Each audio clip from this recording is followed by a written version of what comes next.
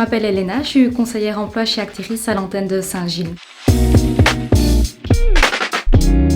Les soft skills, c'est vraiment les qualités personnelles, mais c'est vraiment ce qui va faire la différence pour un employeur entre deux candidats qui ont exactement les mêmes expériences et les mêmes diplômes. Ça peut être par exemple quelqu'un qui a un bon sens de l'écoute, qui a une empathie naturelle, qui a une facilité de communiquer à l'oral ou à l'écrit. Donc ça, c'est des exemples de soft skills.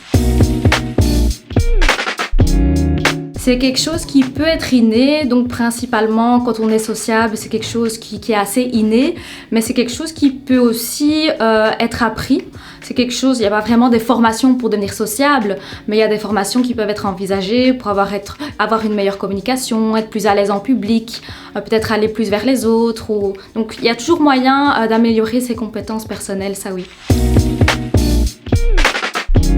Si je prends mon cas personnel, j'ai toujours trouvé que j'étais quelqu'un de pas du tout organisé dans ma vie de tous les jours. Donc, de manière innée, je suis quelqu'un de désorganisé.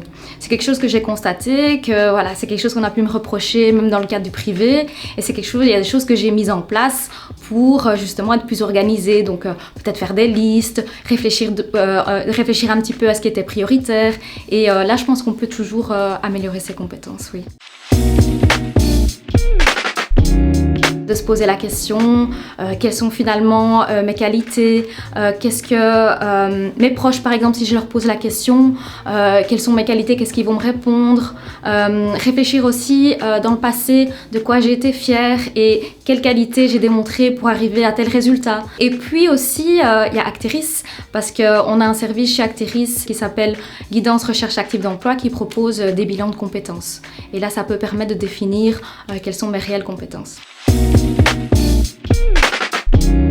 Selon moi, il faut toujours être sincère et honnête dans une candidature, en entretien. Pour moi, c'est vraiment la clé du succès.